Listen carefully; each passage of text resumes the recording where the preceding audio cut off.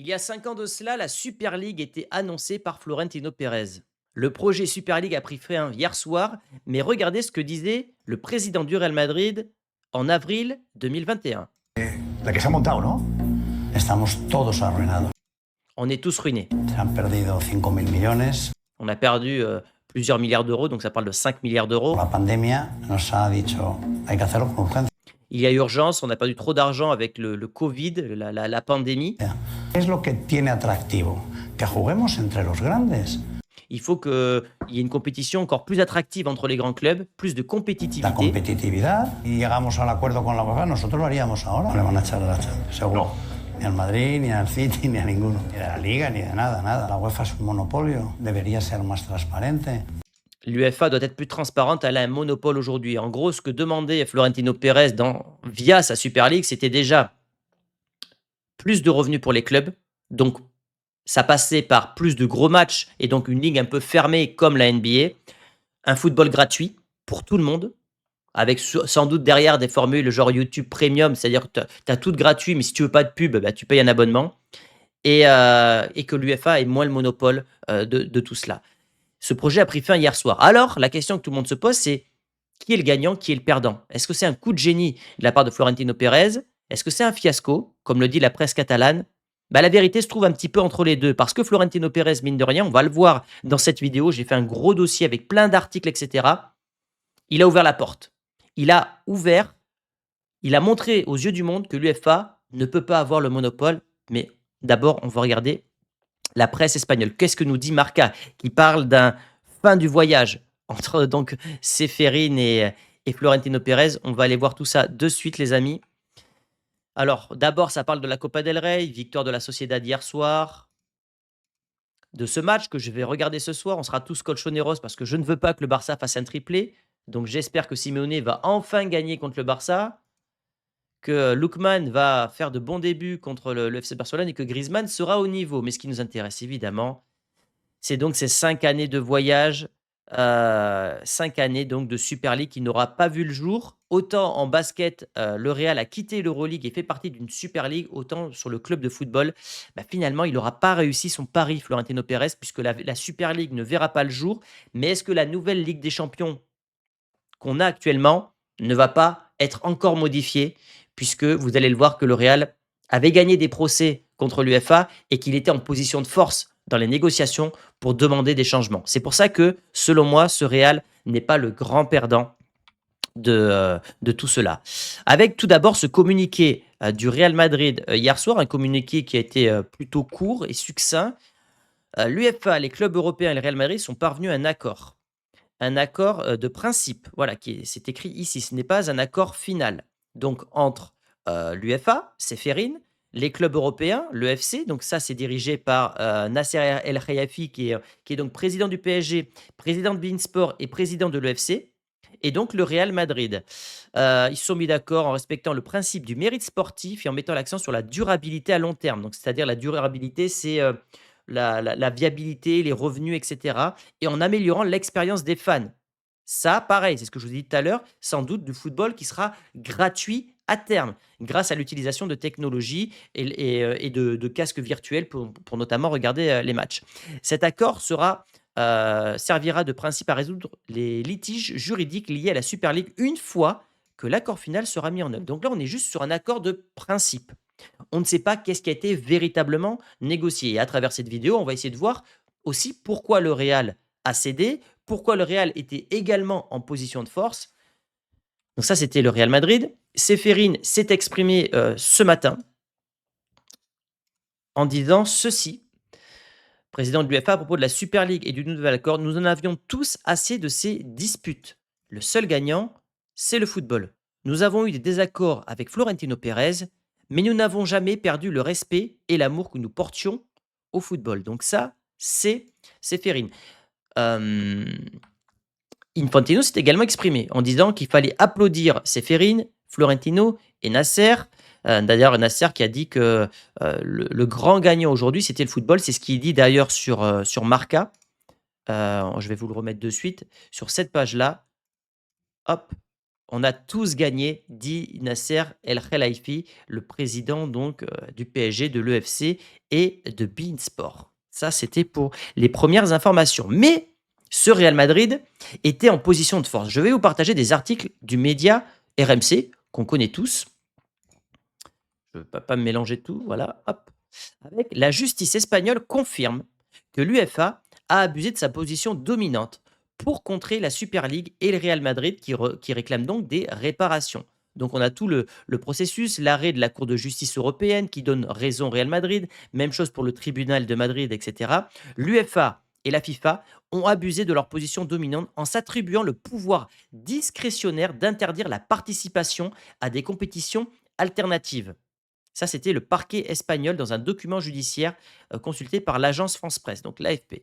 Le Real Madrid dénonce des préjudices importants. Des préjudices à hauteur de 3,5 milliards de recettes. Ça, c'était pour l'UEFA, mais on parle de préjudices de plusieurs milliards. C'est-à-dire que le Real Madrid était en position de demander plusieurs milliards d'euros à l'UEFA. Donc, imaginez-vous bien que Pérez, qui a gagné les différents procès sur l'UEFA et qui pouvait demander des réclamations à plusieurs milliards d'euros, imaginez-vous bien que s'il s'est assis, pardon, je suis en train de cracher, s'il s'est assis sur des milliards d'euros, c'est qu'en contrepartie, il va avoir gain de cause dans différents domaines. Est-ce que le football va devenir gratuit dans les prochaines années? C'est une possibilité. Est-ce que l'UEFA va mieux redistribuer les gains de la Champions League? Est-ce que les grands clubs européens et les clubs qui participent à la Champions League vont gagner plus d'argent? Est-ce que l'UEFA aura moins de monopole? En tout cas, une chose est sûre, c'est que à travers ce procès, Florentino Pérez n'a peut-être pas gagné avec la création de la Super League, mais il a montré la voie que l'UEFA n'a pas le monopole. Et peut-être que dans 20 ans, un autre président ou une association de présidents créeront une autre compétition alternative du football avec d'autres règles. L'UEFA et la FIFA n'ont pas le monopole, c'est la grande conclusion à retenir. Qu'est-ce qu'il y avait d'autre à retenir sur cet article-là? Le tout pour un montant de l'UEFA estime que son manque à gagner à plusieurs milliards d'euros. C'est presque une saison de recettes brutes qui s'envolerait pour l'instance continentale. En 2025-2026, l'UEFA tape sur des recettes de 3,5 milliards d'euros. Voilà. Dont une majorité sont destinées à être reversées aux clubs européens. Donc, grâce à ça, grâce à Florentino Pérez, l'UEFA va finalement faire évoluer son modèle économique, va faire évoluer sa compétition. Et voilà. En tout cas, le Real qui a aussi dû jeter l'éponge entre guillemets à cause du retrait, ça c'est lié du FC Barcelone, même si d'après la Copé, le Real n'était pas surpris que le Barcelone se retire de la Super League, car le Barça s'est mis s'est mis en faveur, s'est rapproché de l'UEFA vis-à-vis de l'affaire Negreira. Donc c'est toute une histoire finalement de négociation entre le Real et le Barça, mais une chose est sûre, et c'est là où pour moi il y a peut-être le fiasco côté Real Madrid. Donc il a gagné vis-à-vis du modèle et du fait que la Champions League va évoluer. J'en suis certain, vous verrez l'accord final, il y aura des modifications. Je pense même qu'on va avoir une Champions League avec deux ligues de 18. Aujourd'hui, on a 36 équipes et peut-être qu'à terme, on aura un modèle qui ressemblera vraiment à la Super League avec deux ligues de 18, des montées, des descentes, plus de revenus pour les clubs, un football gratuit, etc. Mais le côté fiasco, je le vois vis-à-vis du FC Barcelone. Vous allez voir pourquoi. C'était celui-là. Parce que, mine de rien, Pérez, il avait quand même annoncé lors de la dernière Assemblée Générale qu'il ne lâcherait pas la Super League. Écoutez ce qu'il disait. Nos pide que volvamos a la ECA, pero sepan que esta asociación de clubes, patrocinada por la UEFA, está muy lejos de permitir a los clubes trabajar en libertad. Entre sus propias normas, la ECA, ahora llamada EFC, obliga a sus miembros a... Bon bref, il dit que le Real Madrid n'arrêtera pas de se projeter sur la Super League. Donc ça, c'était lors de l'Assemblée nationale. Donc est-ce qu'il a menti? J'en sais rien. Il y a 3 mois, lors de l'Assemblée générale du Real Madrid, Pérez a menti à ses membres en disant qu'il n'accepterait pas de renoncer à la Super League ni aux milliards. Dans la même AG, il attaqua le Barça. Laporta l'a entendu et l'a enterré à la Super League. Alors pourquoi il l'a enterré? Alors là, je suis sur un compte du Barça qui n'est pas forcément le plus objectif possible, mais il y a une part de vérité aussi. C'est qu'en fait, il faut savoir que Laporta, ça je vous dis ce que je sais avant de vous partager cet article. Laporta n'aurait pas pu avoir les financements vis-à-vis du Barça sans Florentino Pérez. Donc il s'est mis avec Florentino Pérez, avec la Super League, pour aussi avoir les financements vis-à-vis du Barça. Pérez a été naïf, il a permis au Barça de se renforcer financièrement, pensant que le Barça serait avec lui dans le projet de Super League et qu'in fine, le Real serait aussi gagnant. Sauf que non, Laporta a eu le financement grâce à Florentino Pérez, et ça, je lui en veux. Et derrière, il lui a mis un coup de couteau dans le dos en quittant la Super League. Mais regardez du coup l'article. Laporta a démissionné après avoir relevé au grand jour les intentions de Florentino Pérez concernant la Super League. Le fait que sa dernière décision majeure ait été de laisser le président du Real Madrid seul aux commandes n'est pas anodin. Le président du Real Madrid est désormais complètement isolé. Et ça, c'est vrai. On était le seul club. La Juve n'était plus là, les clubs anglais n'étaient plus là, le Barça n'était plus là. Donc, après que le Barça se soit officiellement remis à la table des décisionnaires de l'UEFA. Celui-ci a porté le coup de grâce, n'est autre que Johan Laporta, actuellement candidat à sa réélection. Bon, est-ce que c'est totalement objectif? Non, parce qu'on est sur un compte de Barça. En réalité, le mandat de Laporta fut entièrement marqué par une stratégie consistant à instrumentaliser, et ça je pense que c'est vrai, le président du Real Madrid au service des intérêts du FC Barcelone. Ça pour le coup, j'y crois. Le slogan «Heureux de vous revoir» affiché à quelques mètres du Bernabéu lors de sa dernière campagne présidentielle annonçait déjà ce qu'il accomplirait par la suite, flatter habilement l'ego du président madrilène et amplifier son influence grâce au projet de Super League. On pourrait écrire un livre entier sur la façon dont Laporta a trompé Florentino, mais en résumé, il a rejoint le projet avec un enthousiasme calculé, car s'il réussissait, il rapporterait des sommes d'argent colossales au Barça, et s'il échouait, il quitterait le navire sans débourser un seul euro, après s'être assuré d'inclure une cause de sortie sécurisée. Florentino l'a traité comme un ami proche, lui facilitant l'accès à des financements, tout en évitant des polémiques susceptibles de nuire au FC Barcelone. Ce dernier, lorsqu'il a vu que Laporta se rapprochait et embrassait El Khelaifi, Florentino a tout compris, mais il était déjà trop tard. Ses accès de colère ultérieurs concernant l'affaire Negreira et les arbitres n'ont fait que confirmer son désarroi et son isolement. Eh beh, c'est vrai les amis, c'est vrai et de ce côté-là, j'en veux à Pérez qui a été trop sympa. Il y a un slogan qui dit: «Trop bon, trop con» et je pense qu'il s'est fait naïvement avoir par, Laporta, ce qui prouve qu'il n'est plus aussi lucide que par le passé. Je pense pas qu'un Florentino Pérez à 60 ans se serait fait avoir. Il a maintenant 80 ans et je pense que ça se ressent d'un point de vue vision du football sur le Real Madrid, sur la Super League. Il y a des choses qui sont très bien et je pense que vis-à-vis de l'UEFA, il a négocié plein de choses par rapport à ce que je vous ai dit, les milliards d'euros et cetera, mais n'empêche qu'il s'est quand même fait avoir par Laporta selon moi. Maintenant, on verra si il a négocié aussi avec l'UEFA que le Barça soit sanctionné.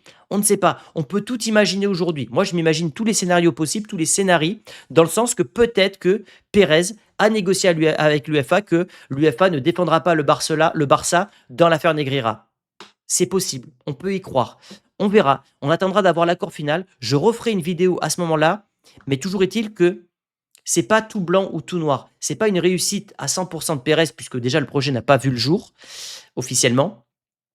Et ce n'est pas un fiasco non plus à 100%, puisque le Real était quand même en position de force vis-à-vis de l'EFC et de l'UEFA au moment des négociations. On attendra donc le jugement final pour voir quels sont les changements et si le Real est réellement vainqueur ou perdant dans cette histoire. Donc ça, on a parlé de Laporta. On a parlé de Nasser El Khelaifi. Parce que Nasser, ici, hop, je vous partage ça, a parlé en disant les choses suivantes. Je remercie Florentino Pérez, homme élégant et intelligent, visionnaire, qui s'efforce toujours de développer et d'améliorer les choses. Et quiconque dit ou croit que Pérez a perdu aujourd'hui est complètement ignorant et ne comprend rien au football. Elle est très importante cette phrase. Quiconque croit que Pérez a perdu aujourd'hui est complètement ignorant. Je suis immensément fier et ravi. Je tiens à remercier toutes les personnes impliquées dans cet accord historique. Je remercie tout le monde. Le football est le grand vainqueur. Est-ce que Pérez n'a pas fait un coup à plusieurs bandes? En se rapprochant de Nasser El Khelaifi, les relations PSG-Real Madrid sont moins froides, notamment liées problème Super League UEFA, problème Mbappé. Il y avait des grosses tensions entre le PSG et le Real Madrid. Est-ce que un transfert qui paraissait impossible ne pourrait pas voir le jour dans les prochaines années grâce au rapprochement de ces deux écuries? Je pense évidemment à Vitinha. Moi, il y a un scénario, et c'est un abonné qui m'en a parlé ce matin, que je peux tout à fait imaginer. Un Real Madrid qui n'arrive pas à prolonger Vinicius, un Vinicius qui peut très bien signer du côté du PSG et Florentino accepterait de vendre Vinicius au PSG. je me dis que c'est pas impossible. Mais je me dis dans l'autre sens que un Vitinha qui était impossible il y a de ça 1 an ou quelques mois, bah, désormais avec les rapprochements entre Nasser et le PSG, sachant que le PSG en mode institution désormais ne retiendra pas forcément un joueur qui veut partir. Ils ont vu l'expérience que ça donnait avec Mbappé. Mais peut-être qu'un Vitinha à 140 millions d'euros, c'est désormais accessible pour le Real Madrid. Donc je pense que, voilà, aujourd'hui on a peu d'informations, il y a beaucoup de spéculations. Moi je vous donne mon avis et mes théories. Je vous ai partagé des articles officiels. Je vous ai donné le son de cloche du côté du Barça pour avoir aussi les deux côtés et se faire un avis le plus objectif possible.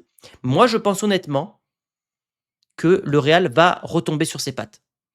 D'un point de vue financier, d'un point de vue des règles du jeu vis-à-vis de la Super League, d'un point de vue peut-être du mercato, d'un point de vue de l'affaire Negreira également. Je ne serais pas étonné qu'il y ait eu des négociations de ce côté-là. Donc, on verra.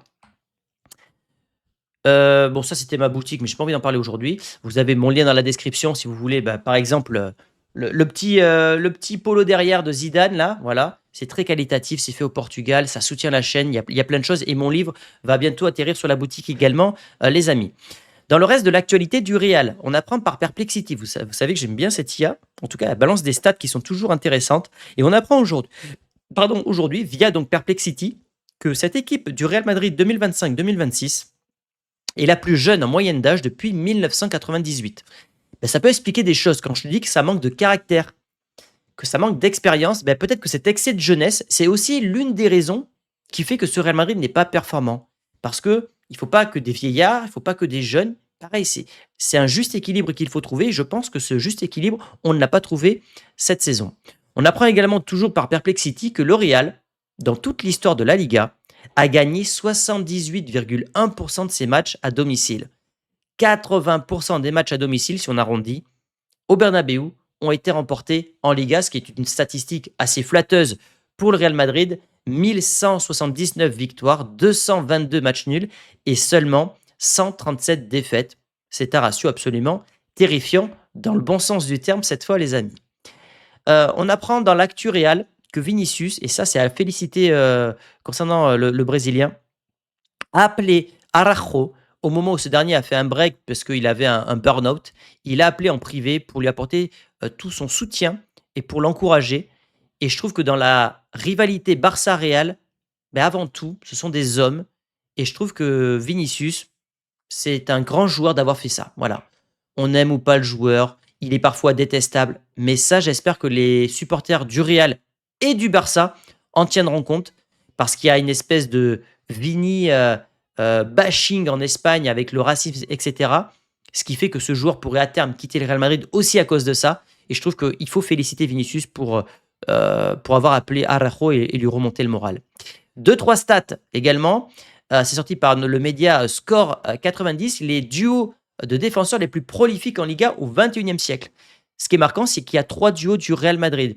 On a Ramos-Varane en 2016-2017, 14 buts, 10 buts de Varane, 10 buts de Ramos, 4 de Varane. On a toujours le duo Varane-Ramos en 2019-2020, 13 buts de Ramos, 3 de Varane, mais à l'époque, Ramos tirait les coups de pied arrêtés. Et le duo le plus prolifique au Real Madrid reste Helguera-Hierro avec 17 buts, donc un but de plus. Il faut savoir que Hierro marquait également sur penalty, mais Helguera, 11 buts, c'est absolument dingue. Mais le record appartient à Naldo Mertesacker avec 18 buts. Donc on n'était qu'à 2 buts de battre ce record. Et enfin, dernier élément, les amis, le pourcentage d'hommes du match en Liga depuis 2009. Donc, il n'y a que des joueurs du Barça et du Real. Neymar, 17%. Yamal, 27%. C'est énorme.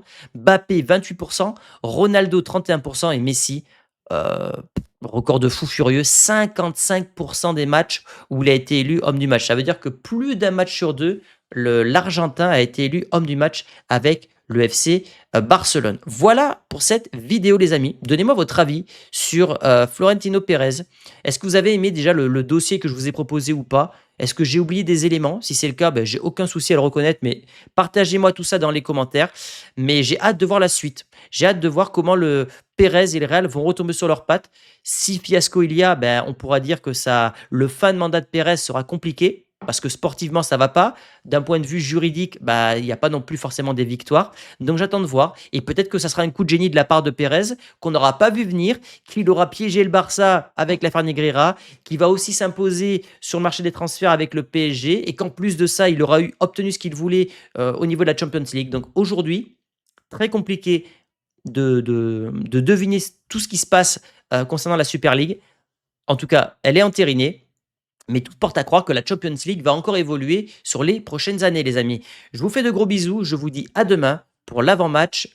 C'est contre la Real Sociedad, je crois qu'on joue. Donc, tenez-vous au courant. Likez, abonnez-vous. Allez jeter un œil à ma boutique. Vous avez des objets d'art déco. Ben, vous savez quoi? Pour ceux qui sont encore là, vous allez me soutenir jusqu'au bout. Et je vais vous partager ma boutique avec la collection Real. Vous avez 8 produits sur le Real. Du violet, du noir, du hoodie et du polo manche longue. C'est mon produit préféré. Vous avez également la collection GOAT avec du Cristiano, du Messi, du Ronaldo Fenomeno, du Maradona, du Iniesta, du Zidane, du Thierry Henry. Vous avez également mon e-book disponible partout dans le monde, téléchargeable très facilement. Voilà, vous pouvez le télécharger partout dans le monde avec des illustrations et des vidéos. Et enfin, pour terminer, vous avez des maquettes éclairées du Bernabéu, un cadre également. Bref, vous avez plein de produits. D'autres vont bientôt arriver. Ça permet évidemment de soutenir la chaîne, de faire des cadeaux à vos proches, à votre famille, etc. ou à vous-même. Je vous dis à demain, les amis, pour l'avant-match. Ciao, ciao. Merci beaucoup.